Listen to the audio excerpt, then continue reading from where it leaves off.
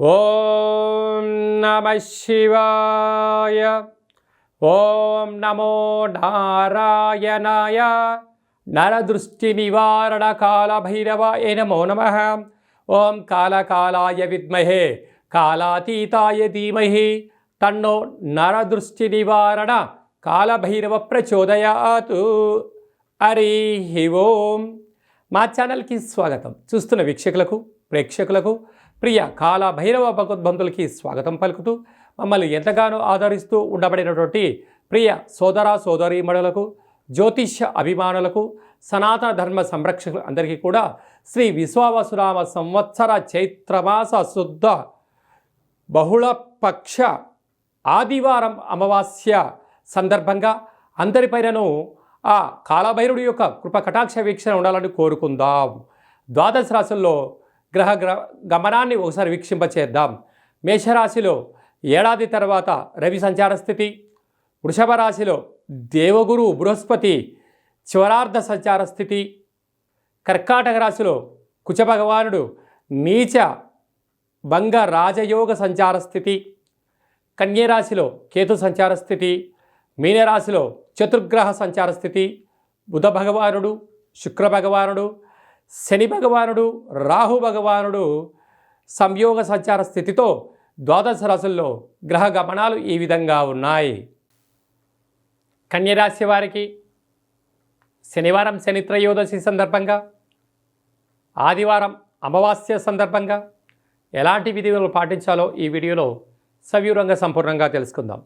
కన్యరాశిలో ఏ నక్షత్రాలు వస్తాయనగా ఉత్తరా నక్షత్రంలోని 2, 3, 4 పాదాలు, హస్తా నక్షత్రంలోని 4 పాదాలు, చిత్తా నక్షత్రంలోని 1, 2 పాదం కలిపితే కన్యరాశి.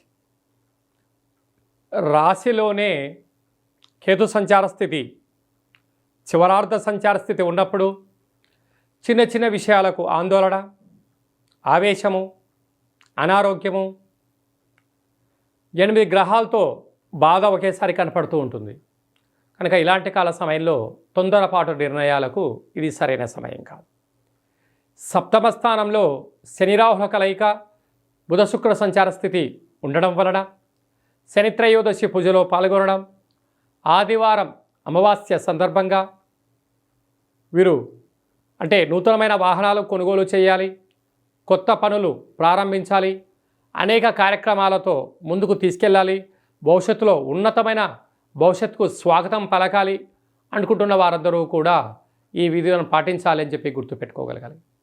ఈ ఉత్తరా నక్షత్ర జాతకులు ఎర్రటి కుంకుమను అలాగనే తెల్లటి ఆవాలను వేసి ఎర్రటి గుమ్మడికాయతో దిశ పలగొట్టుకోవడం వలన నరదృష్టి, వాస్తుదృష్టి, శత్రుదృష్టిపై విపరీతమైన జన ఆకర్షణ, ధన ఆకర్షణ కలుగుతుంది. హస్తా నక్షత్ర జాతకులు నవధాన్యాలు లేకపోతే బియ్యపిండి లేకపోతే సున్నాన్ని వేసి దిష్టి తీయించుకోవడం వలన అనారోగ్య సమస్యలు తొలగిపోతాయని చెప్పి గమనించాలి.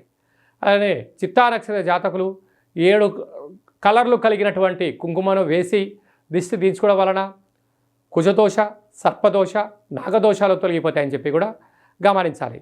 అష్టమంలో ఏడాది తర్వాత రవి భగవానుడు సంచారం చేస్తుండడం వల్ల దూరావాయు జల ప్రయాణాలు పెట్టుకోవద్దు. మౌనం, ధ్యానం, ఏకాగ్రత యోగదాయకం. భార్యాభర్తల భాగ్యస్థానంలో గురువు సంచార స్థితి ఉండడం వలన వీలైనంత వరకు మౌనంగా ఉండండి. మీరు చేసిన మంచి మీ గృహస్థాశ్రమ జీవితంలో మీరు మరో మెట్టుకు తీసుకెళ్లేటువంటి పరిస్థితి ఉంటుందని చెప్పి కూడా గమనించాలి.